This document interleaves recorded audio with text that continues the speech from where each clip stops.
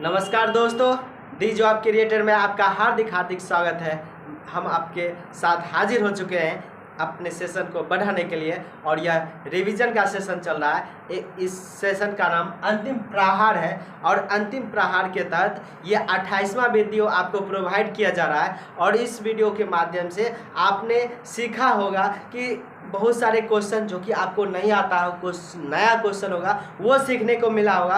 आज के इस कड़ी में फिर से आपके लिए कुछ ऐसा क्वेश्चन जरूर होगा जो आपके लिए बिल्कुल ही नया क्वेश्चन ही होगा। तो आइए हम उस क्वेश्चन को समझते हैं कि हमारे लिए क्या क्वेश्चन जो है वह नया है। तो देखते हैं, आज हम अपना सेशन शुरू करते हैं और इस सेशन में देखते हैं हमारा फर्स्ट क्वेश्चन है अंग्रेजों एवं डचों के बीच बेदरा का युद्ध। दोस्तों, अंग्रेज और डच दोनों भारत में आए थे और भारत में सभी ने अधिकार किया, सभी ने अपना उपनिवेश भारत को बनाया और उसी क्रम में दोनों ने अपना वर्चस्व दिखाने के क्रम में अंग्रेज और डचों के द्वारा वर्चस्व दिखाया जा रहा था कि कौन जो है सर्वश्रेष्ठ है और वह इस देश को ज़्यादा लूट सकता है। तो इन दोनों के बीच एक 1759 ईस्वी में बेदरा का युद्ध हुआ।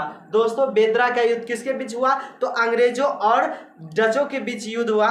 कब हुआ? तो 1759 ईस्वी में हुआ। हमारा नेक्स्ट क्वेश्चन है भारत में नागरिक सेवा का जनक एक अंग्रेज अधिकारी था जो कि भारत के लोगों को सेवा करने के लिए जाना जाता था। तो वो था लॉर्ड कॉर्नवालिस, जिसे भारतीय नागरिक सेवा का जनक माना जाता है। हमारा नेक्स्ट क्वेश्चन है महाराष्ट्र से महत्वपूर्ण क्रांतिकारी पत्र एक था काल, जिसका संपादन किसने किया? तो काल का संपादन परांजपे ने किया था। महाराष्ट्र में एक पत्रिका चल रही थी जिसका नाम था काल। उस काल का संपादन करने वाले कौन थे? तो परांजपे थे। हमारा नेक्स्ट क्वेश्चन है साइमन कमीशन का बहिष्कार न करने वाले। दोस्तों, 3 फरवरी 1928 ईस्वी को साइमन कमीशन भारत आया था। दोस्तों, 3 फरवरी 1928 ईस्वी को साइमन कमीशन भारत आया था। सभी ने इस साइमन कमीशन का विरोध किया और लेकिन 2 ऐसी पार्टी उस समय की पंजाब की थी जो कि इसका विरोध, साइमन कमीशन का विरोध नहीं किया, इसके खिलाफ आवाज़ लगाएगी Simon commission go back, Simon go back. और इसी क्रम में लाला लाजपत राय जो इसका विरोध कर रहे थे उनको लाठी से मारे गए सर पर, जिसकी वजह से लाठी के मार के कारण वह बेहोश होकर यानी कि जख्मी हो गए और फिर अंत में उनकी मृत्यु हो जाती। लेकिन उस समय 2 पार्टी ऐसी थी जो जस्टिस पार्टी और दूसरा था पंजाब यूनियनिस्ट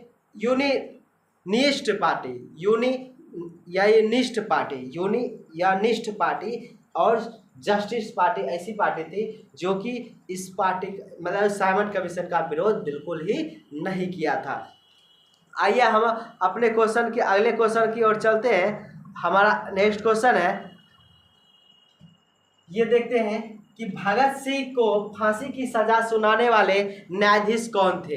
भगत सिंह को फांसी की सजा हुई थी और उस फांसी की सजा सुनाने वाले न्यायाधीश का नाम था जेसी हिल्टन। दोस्तों, भगत सिंह को फांसी की सजा सुनाने वाले न्यायाधीश का क्या नाम था? जेसी हिल्टन था, जिसने भगत सिंह को फांसी की सजा सुनाई थी।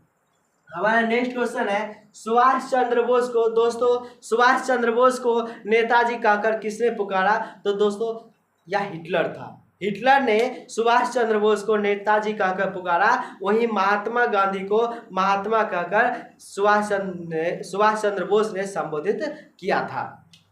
तो नेताजी किसे कहा था? सुभाष चंद्र बोस को।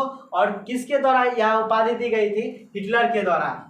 दोस्तों, नेक्स्ट क्वेश्चन है मणिपुर, त्रिपुरा एवं मेघालय को पूर्ण राज्य का दर्जा कब प्राप्त हुआ? मणिपुर, मेघालय और त्रिपुरा को पूर्ण राज्य का दर्जा 21 जनवरी 1972 ईस्वी को इसको दर्जा मिला कि पूर्ण राज्य यह जो है बन चुका है 21 जनवरी 1972। कौन कौन सारा राज्य था? तो मणिपुर, त्रिपुरा, मेघालय। जो कि मणिपुर दोस्तों इसमें बहुत दिनों से जो है वहाँ पर विवाद चल रहा है और काफ़ी विवाद चल रहा है, जिसकी वजह से वहाँ का जनजीवन अस्त व्यस्त हो चुका है। हमारा नेक्स्ट क्वेश्चन है राष्ट्रपति, उपराष्ट्रपति, मंत्री, उच्चतम एवं उच्च न्यायालय के न्यायाधीशों द्वारा ली जाने वाली शपथ की चर्चा किस अनुसूची में देखने को मिलती है?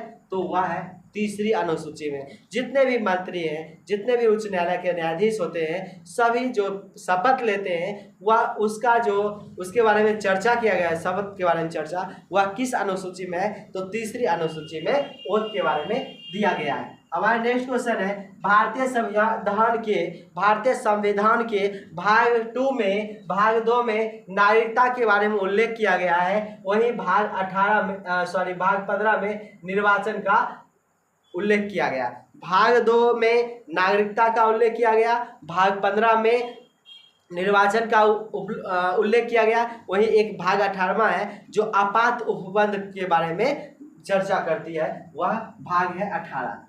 हमारा नेक्स्ट क्वेश्चन है भारतीय संविधान में नीति निर्देशक तत्व को कहां से शामिल किया है? दोस्तों, भारतीय संविधान में नीति निर्देशक तत्व को आयरलैंड के संविधान से लिया गया है। वही मौलिक अधिकार को अमेरिका के संविधान से लिया गया है। दोस्तों, आपसे एक सवाल है, संविधान संशोधन की नीति या संविधान संशोधन की प्रक्रिया किस देश के संविधान से भारतीय संविधान में प्रेरित है? आपको यह कमेंट कर हमें बताना है। हमारा नेक्स्ट क्वेश्चन है विश्वास मत प्राप्त करने में असफल होने वाले प्रथम प्रधानमंत्री कौन थे? तो विश्वनाथ प्रताप सिंह थे। विश्वनाथ प्रताप सिंह पहले ऐसे प्रधानमंत्री थे जो लोकसभा में अपना विश्वास मत खो दिए थे, यानी कि वह जीतने के बावजूद भी लोग उनके पक्ष में नहीं थे और इस वजह से उन्होंने अपना विश्वास प्रस्ताव हार गया और इस तरह से वह प्रधानमंत्री के पद से इस्तीफा दे दिए। वह प्रधानमंत्री कौन थे? विश्वनाथ प्रताप सिंह, वीपी सिंह। हमारा नेक्स्ट क्वेश्चन है मंत्रिपरिषद लोकसभा के प्रति सामूहिक रूप से उत्तरदायी। जितने भी मंत्रिपरिषद होते हैं सभी किस अनुच्छेद के तहत लोकसभा के प्रति उत्तरदायी होंगे? तो 73(3) के तहत, 73 का ग के तहत, अनुच्छेद 73 ग के तहत यह जो है मंत्रिपरिषद लोकसभा के प्रति उत्तरदायी होते हैं। नेक्स्ट क्वेश्चन है क्षोभ मंडल में तापमान के गिरने की दर 165 मीटर की ऊंचाई पर कितनी हो जाती है? तो 1 डिग्री सेल्सियस। 165 मीटर की ऊंचाई पर क्या होता है? तापमान गिरता है तो वह 1 डिग्री सेल्सियस टेम्परेचर बढ़ जाता है। वहीं 1 किलोमीटर की ऊंचाई होती है तो वहाँ टेम्परेचर कितना, तापमान की गिरने की दर कितनी हो जाती है? तो 6.4 डिग्री सेल्सियस हो जाती है। हमारा नेक्स्ट क्वेश्चन है भारत में सबसे ज़्यादा चावल का उत्पादक कौन सा राज्य है? तो वर्तमान में उत्तर प्रदेश चावल जो है और गेहूं भी यहीं पर अभी वर्तमान में है, लेकिन इससे पहले बंगाल हुआ करता था। नेक्स्ट है ये वर्तमान का है, करंट का है। हॉकी के खेल में प्रयोग की जाने वाली गेंद का वजन कितना है?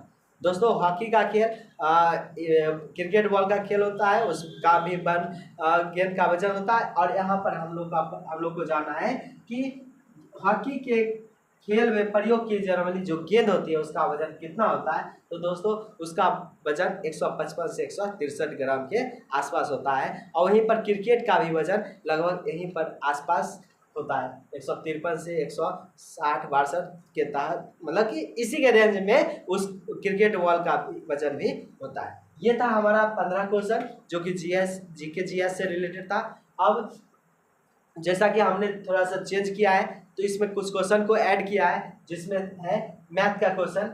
हमारा पहला क्वेश्चन है मैथ का, आइए इसको देखते हैं। 20 और 30 के बीच कितनी अभाज्य संख्या है? दोस्तों, 20 और 30 के बीच का रहा है, 20 और 50 के बीच का रहा है, कितनी अभाज्य संख्या है? तो हम देखते हैं 20 के बाद क्या है, 23, फिर 29, उसके बाद 31, 32 होगा नहीं, 33, 34 नहीं, 35, 36 नहीं होगा, 37 होगा। इसके अलावा 38, 39, 40 नहीं होगा, फिर 41, 42 नहीं होगा, 43 होगा, 45 नहीं होगा, 46, 47 होगा, 48 नहीं होगा, 49 नहीं होगा और 50 तो बिल्कुल नहीं। यानी कि कितना आ गया, 2, 4, 4, 1, 7। यानी कि इसमें हमारा जो आया 20 से 50 के बीच, दोस्तों यह 50 लिखा हुआ है, 20 से 50 के बीच कितनी अभाज्य संख्या है? तो वह हमें दिख रहा है 7 दिख रहा है। 29 करने का मतलब 23 के बाद 29, इसके बीच और कुछ नहीं आ सकता है। तो ये सारा हमारा आभास संख्या। आभास संख्या वो होती है जो खुद से भाग लगती है और 1 से भाग लगती है। तो ये देखिए सारा जो संख्या है वह 1 से भाग लगेगी और खुद से भाग लगेगी, इसीलिए ये सारा की सारा संख्या जो है वह आभास संख्या है। हमारा नेक्स्ट क्वेश्चन है 12 पेनों का विक्रय मूल्य 20 पेनों के लागत मूल्य के बराबर है। 12 पेनों का विक्रय मूल्य यानी कि एसपी 20 पेनों के लागत मूल्य यानी कि क्रय मूल्य के बराबर है। तो पूछ रहा है लाभ, तो लाभ बराबर क्या आ जाएगा, तो ये एसपी हो गया और ये सीपी हो गया। एसपी 20 या 12 दोनों का कितना का डिफरेंस हो गया 8। कितना सीपी था, क्योंकि जो भी लाभ हो चाहे हानि हो वह हमेशा क्रय मूल्य पर होता है। तो 12 है तो यह कितना हो जाएगा 4 दूनी 8, 4 तिया 12, 2/3 और 2/3 का मतलब होता है 66 गुना 2/3%। यही हमारा आंसर हो गया। दोस्तों यह उम्मीद करते हैं ये समझ में आ रहा होगा। हमारा नेक्स्ट क्वेश्चन है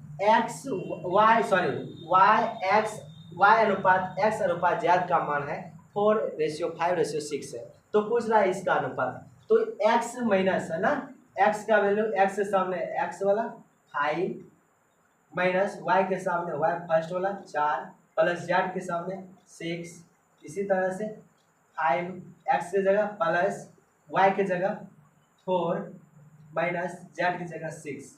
अब इसको सॉल्व कर दीजिए तो 6 5 11 में 4 जगह 7, 5 और 9 में 7 जगह 3, यानी कि हमारा क्या आंसर हो गया 7/3। ये था हमारा मैथ का क्वेश्चन। इस तरह से हमने यह देखा कि कैसे क्वेश्चन को सॉल्व किया जा सकता है।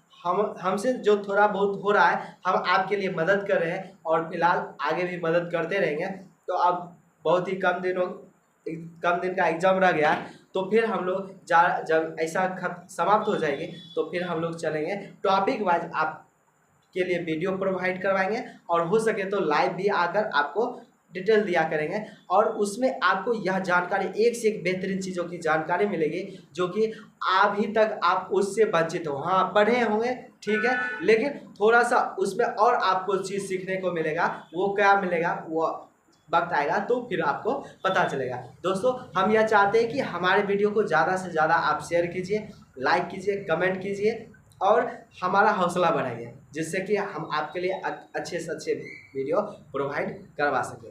आज के लिए हम आपको एक बात कहना चाहेंगे, बस कुछ हो जाए, दुनिया इधर से उधर हो जाए और आपको सिर्फ पढ़ाई करना है, यानी कि मंजिल की ओर ले जाना है, चाहे वह किसी भी क्षेत्र में आप कर रहे हैं। इसलिए मंजिल से कभी नहीं बिछड़ना है दोस्तों। इसी के साथ हम अपने वाणी को समाप्त देते हैं और इस कड़ी को समाप्त करते हैं। जय हिंद।